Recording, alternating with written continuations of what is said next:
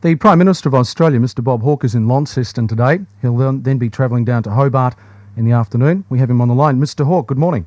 Morning, Patrick. How are you? I'm very well, thank you. When did you get into Tassie? Fairly late last night into Launceston. Mr Hawke, a lot of people in the northwest are quite disappointed that we didn't get to see you on this part of the state during the election campaign. Well, I'm disappointed too, Patrick. I had the responsibility of covering the whole of Australia, and I made a couple of visits to Tasmania. I couldn't really get any further than Launceston and Hobart, but I give you the undertaking that reasonably early in the life of the third Hawke Labor government we'll be up into your area. Good. Well, hopefully we might get to see you, might even get you on air to speak to some of our listeners. I'd love to do that, Patrick. All right, good. Mr Hawke, can we turn back the hands of time? The 83 election, you made a promise for the Wynyard Airport to be upgraded to medium jet standard. What happened to that promise?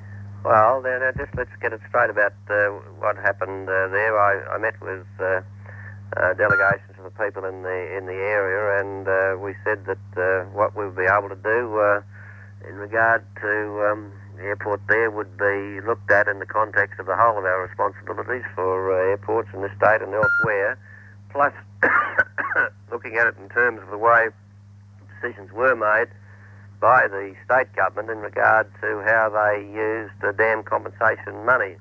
And I've just been saying to some people here in Launceston that I think that the people of Tasmania may be asking some questions about the priorities of the state premier and where he's allocating money. I mean, I was fascinated to arrive down here and find out that he's just found $3 million to talk about some Antarctic centre in Hobart. Well, yesterday I spoke with the Treasury Department. They tell me that $3 million is coming from capital expenditure.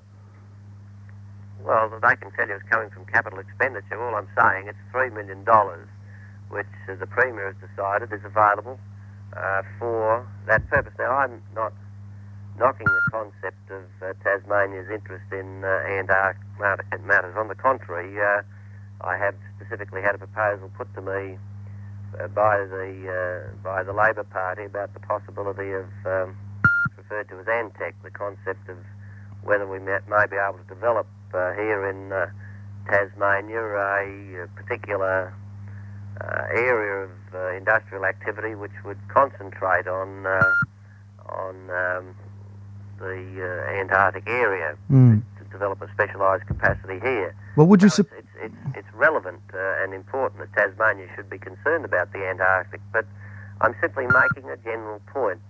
You talk about the airdrome there. What people have to understand, and the message I put around Australia consistently, Patrick, before the election, money doesn't grow on trees. It's the taxpayers' money. But what about the undertaking you gave to upgrade the airport to... Well, I also made it clear that in regard to anything that governments can do in this country, where you were looking at it in 1983 or 84, you've got to take account in the subsequent period of the fact that we lost $9 billion. I mean, if you've got wiped off your national economic capacity, you just don't say, oh, well, no, of course it didn't happen. We will proceed and do everything we thought before that we could do.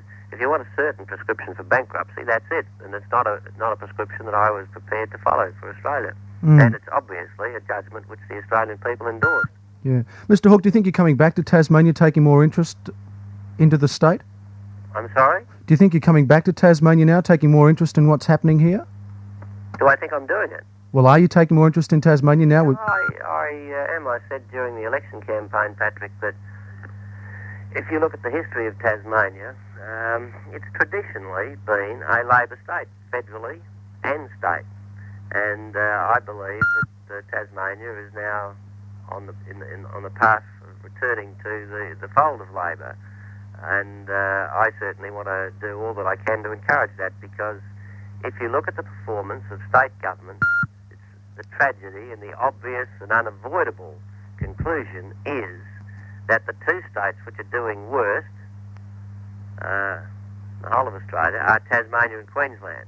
And that's because you have state governments which are following inappropriate policies. They are confrontationist in their approach. They don't seek to harness the resources of the state by talking with and getting the best out of business and the trade unions, and it's paying up in the latest figures out yesterday. Unemployment. You've got the worst picture in Tasmania and Queensland. Tasmania worst, 9.7. Queensland 9.6, and it's no accident. Yeah. Mr. Hawke, are you saying then that if Mr. Robin Gray took a different approach to, we might have got more money from the government? No, I'm saying that in fact Tasmania, despite Mr. Gray, did very well. I went out of my way to give cushioning money to Tasmania over and above what the formula, the Commonwealth Grants Commission formula, would have given. Mr. Gray doesn't make it easy by his approach, by his confrontationist approach, but I don't lead a government in Canberra which makes decisions on the basis of whether we are going to be put off by the antics of a Gray or a Jelky Peterson. We look at the people, and in that sense we did more for Tasmania than was required under the formula, but they don't get good representation when you adopt the approach of, as these two do, of saying, look, Tasmania and Queensland are not really part of Tasmania. We're different. The unfortunate thing is that after a fairly long period of government, they are making Tasmania and Queensland different. If you look at it doesn't matter what statistic you look at, you have the worst unemployment figures, the worst employment growth figures, you have the worst CPI figures, motor vehicle registrations, dwelling approvals, they decline far more than the national average. Their policies are not good policies. Now, why is it that Queensland and Tasmania are so consistently bad? Is it just a coincidence? Well, I would assume that the Premier would argue that a lot of money has been cut from Tasmania, 200 Well, then that's part of the problem, that the Premier of Tasmania won't address the problems honestly. If he's going to say that money's been cut from Tasmania, you might ask him this question. Why did he sit mute and silent during the federal election campaign? Why was he a partner in conspiracy with Mr. Howard in agreeing to cutting a further $100 million? That's what he was doing. Mr. Gray has made himself now a hostage to the policies of the federal Conservatives, which would have had another $100 million slashed off this state.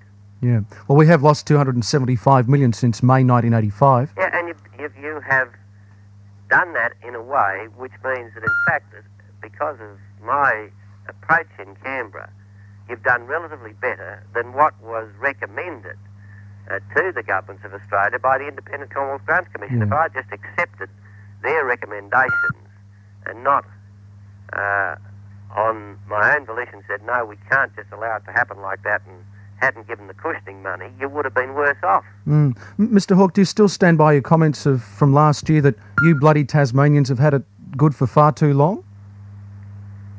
What comments are these?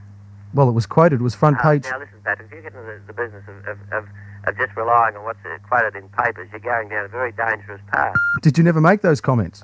I have never said that you bloody Tasmanians have had it far too good for too long.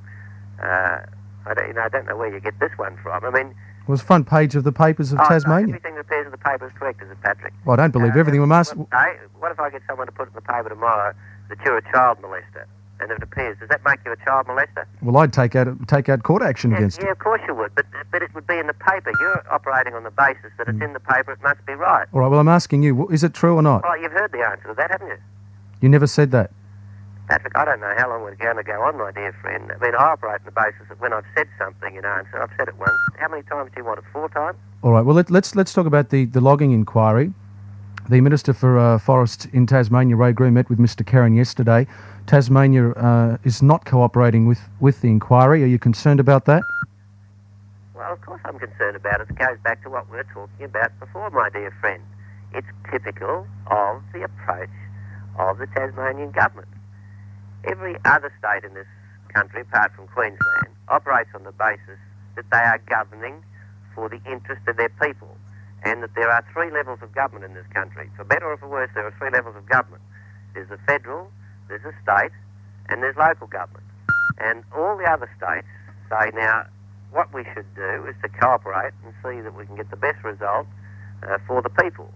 Now, what Mr Gray and Sir Joe do is say, no, we're going to operate as though there's not a federal government. We're not going to cooperate. Well, it doesn't work. All right. When this inquiry is completed, will you accept it as it is? Or will you have more talks with representatives of the forest industry, the conservation? Well, what we've said is that we set up an inquiry on the basis that you've really got two different positions being put. You've got the state government and the forest industry saying that there are no alternative viable resources other than those in these sensitive areas. Others, including the conservationists, say, no, that's not true. And so what we've said is, well, you've got two sort of diametrically opposed views. We want to have an inquiry which will address itself to this issue. And once we get that report, our predisposition, of course, is to accept the report. We're just not going to say carte blanche that every single line in it, you then haven't got any duty as a government to look at it. Of course you've got a duty to look at it, but we want to try and get that issue settled. And I would hope that both sides, if I can put it that way, will adopt a responsible attitude to the findings of the Commission of Inquiry. Yeah. Mr Hawke, there's been some very significant and resourceful mineral deposits discovered in the National Estate in the southwest. Would you support future mining in Tasmania in that area? Well, what you've got to understand that this is essentially a position where the activity, the mining activity in those areas to which you refer, come under the operations of state legislation. That area, that conservation area, is not an area which has been proclaimed under federal legislation. It's proclaimed under state legislation, and as I understand it, there are very strict environmental guidelines that operate. So it's not on my plate at the moment. It's a question for the state. Yeah, well, it's in the national parks. It's in the conservation area. It's not in the World Heritage area. No, that's right, yeah. What about the ID card? There seems to be increased activity in opposition to the ID card. A lot of pressure groups are advertising, seeking financial support. It seems to me, my dear friend, that you operate on the basis that the realities of politics are to be measured by whether you get some people making some noise. That means that that's the position of the Australian people. Let me make it quite clear to you that all the research shows and continues to show that a clear majority of the Australian people support the ID card. It was an issue in the federal election, and it is clearly supported by the great majority of Australian people, and that is not surprising, because the only people who have anything to fear from the ID card are the tax cheats and the welfare fraud. And when it's in operation, fully in operation, it will bring in some $900 million to the revenues of the people of Australia. And I look back and I think of all the noise that was made about the assets test. I look back and I think about all the noise that was made about the fringe benefits test. But it's distinct from the way you seem to, and I say this with disrespect. You operate on the basis that people make some noise. I operate on the basis, Patrick, that I've got to do what's best for the people of Australia. Always, when you bring in something that's going to be for the benefit of the majority, you'll find some minority group will make a noise. Okay, what about if the noise is being made by Frank Costigan, who's questioning the effectiveness of the ID card in combating fraud? Well, have you just heard of that? I mean, Patrick, you do surprise me. Have you just discovered that Mr Costigan's making that noise? He's been making it for a very long time. Well, I'm asking for your opinion on his comments. I've given that opinion. Look, Patrick, don't you understand that Mr Costigan has been saying that for some time? And I've formed my opinion. The judgment's formed its opinion in a context of information which has included the long-standing position of Mr Costigan. Are you expecting me to now say, oh, well, Patrick may have just discovered Mr Costigan, so I'm just supposed to have discovered him? I knew Mr Costigan's positions before. What's new? Well, Mr Hawke, I'll tell you what's new. I now have to take account of Mr Costigan when he's been saying it for such a long time. No, what's new, Mr Hawke, is that this is the first opportunity we've had to talk to in 2 years. No, but it may be the first opportunity you've had to talk to me for 2 years, Patrick. I'm not sure about that. Well, I can give you an assurance on that. Talk to me now. Why don't we talk about something that's relatively new and not? All right. Okay. Let's talk about the takeover of East West Airlines. Do you think that might create a monopoly in Tasmania? Well, it's hard for it to create a monopoly in Tasmania. I didn't know that Australian Airlines have been taken over. East-West Airlines, I said. No, but you said, would that create a monopoly in Tasmania? Yeah. Can you have a monopoly when you've got another airline operating? The definition of monopoly, Patrick, is where you only have one. Yeah, well, You'll have Australian Airlines. That makes two. Okay, well, we only have in Wynyard Airport Ansett and East-West operating, so therefore we would have a monopoly, wouldn't we? Well, you're talking about Tasmania. You said Tasmania. You're now defining Tasmania as Wynyard. I'm giving you one example of where a monopoly could occur in Tasmania. Patrick, look, just let's be logical. You put the question to me, will you have a monopoly in Tasmania? You didn't say Wynyard. Will you have a monopoly in Tasmania because East-West has been taken over? I answer your question on the basis that you will have two airlines, that therefore not a monopoly, and then you switch to Wynyard. Now, what is your question? My question is, is there the chance of having a monopoly at Wynyard Airport? Well, I wouldn't think you'd see that, because what's happening is that the proposal in regard to East-West is being examined by the Trade Practices Commission. Now, the Trade Practices Commission will examine all these issues. That's why we have a Trade Practices Commission. Yeah. All right. Can we talk about the September budget? What can we expect? Yes, you can talk about the September budget, Patrick, but I'm not in a position where I'm going to say in advance what will be in the budget, for the simple reason that at this stage I don't know. But what I can say in broad terms is that I said to the people of Australia in the federal election that the major budgetary work was done in the May statement. There are not going to be any new massive expenditure cuts in areas of services to people generally. We will continue. We can come to the people now on the basis that we have been in government since '83. We've successively reduced the budget deficit from the nearly $10 billion that we inherited from Mr. Howard down now to under $3 billion, about $2.7 billion. We'll continue that process of reducing the deficit, and at the same time keeping employment growth going. In this last 12 months now, we've had an additional 200,000 jobs in Australia, so we'll keep that sort of general macroeconomic policy going. All right. Mr. Hawke, a lot of people are concerned about telecom, specifically as far as pensioners are concerned, because of the price rises that occurred some time ago, whereby the cheapest rate is after 10 o'clock. Would you be concerned about that for the elderly people, the pensioners? Well, talk about concern for the pensioner. Just let me put the concern for the pensioner in the aggregate terms. Since I've been in government, we've increased the real value of the pension by 8%. That's the purchasing power of the pension has been increased by 8% since we've been in office. Under the Conservatives, it was cut by 2%. So that's when you talk about one particular thing, telecom service, if you're talking about impact on pensioners, you've got to look at the relationship between their pension and what happens to prices generally. And overall, that's what we've done, a real increase of 8%, a cut of 2% under the Conservatives. So that's my answer to the question. Yeah, I was just a bit concerned maybe if we were to wanting to ring up our grandmother or an aunt, having to wait till after 10 o'clock to ring them up, or them having to wait till after 10 o'clock to ring us up. Yeah, well, if you've got to go back to what I was saying before, that is that we've got to make a whole range of decisions, Patrick,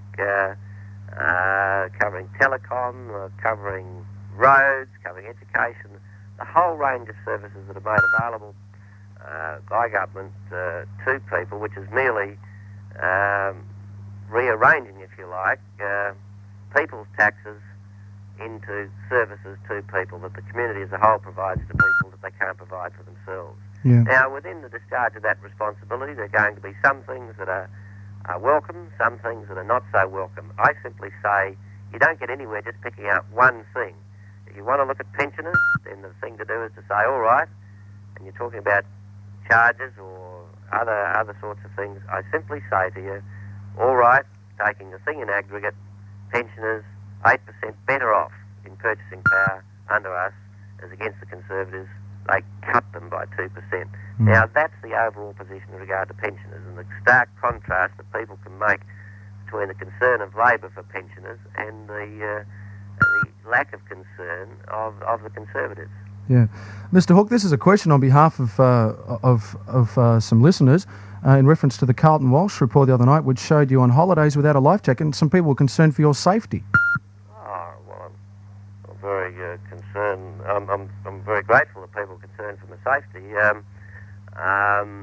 There was no requirement, as I understand it, under the West Australian laws that I had to be wearing a life jacket when I was fishing. There was certainly no requirement there. And I don't even think they were thinking about the law. They were thinking about your personal safety, that's all. Well, I'm a strong swimmer, and it was a very strong boat, and surrounded by a number of friends. I think I would have been all right, Patrick. And Good. I tell you, I was in such fine physical form because my muscles were getting stronger and stronger as I was pulling all those big fish, Patrick. Is that what it was? Yeah, that was it, mate. All right. Mr. Hawke, the apex clubs around Tasmania around Tasmania are moving to try and purchase life education centres. Oh, yes. Would you give them support? Oh, look, I can't speak strongly enough about the life education centres, Patrick. A marvellous concept. Ted Noffs, the Reverend Ted Noffs, has done a magnificent job there, and they deserve all the support they possibly can get. I'll tell you what I have done there. Under the program that we have, the National Drug Offensive that we started in collaboration with the premiers, in New South Wales, we have there a situation where the state government is supporting the Life Education Centre program there. I've written to all state premiers recommending that they should follow suit because I think it's the most effective concept I've seen of trying to get to our young people as early as possible and educate them about the danger of drugs. So I congratulate APEX for the support it's giving, and I say to all your listeners that they should give every support they possibly can. Yeah, in fact, the APEX clubs are meeting with the Premier, I think, on the 17th of this month, and I think they might be making some approaches to get some money from the government, from your government as well. Well, we've put an enormous amount of money already into the program, and we've indicated into the drug program, and we've indicated to the states that we think that this particular concept, as I say, is one which is there's no better program in our judgment. Patrick, I've got to get going. Well, we were just going to wrap it up anyway. Yep. Mr. Hawke, it's been good to talk to you. I look forward to maybe some future chats. Maybe we'll see you on the Northwest in our studios. I'd like to do that, Patrick. So thanks to you and thanks to all your listeners. All right, good to talk to you. Thanks, Mr. Hawke. Okay, bye-bye. The Prime Minister of Australia, Mr. Bob Hawke, in Launceston. He's moving down to Hobart later this afternoon. He'll be at the Northgate Shopping Centre at Glenorchy this afternoon at 4:30. He'll be inspecting a display by the Antarctic Division. Then he'll be speaking direct to the officer in charge at the Davis Station, Antarctica, by a satellite phone link.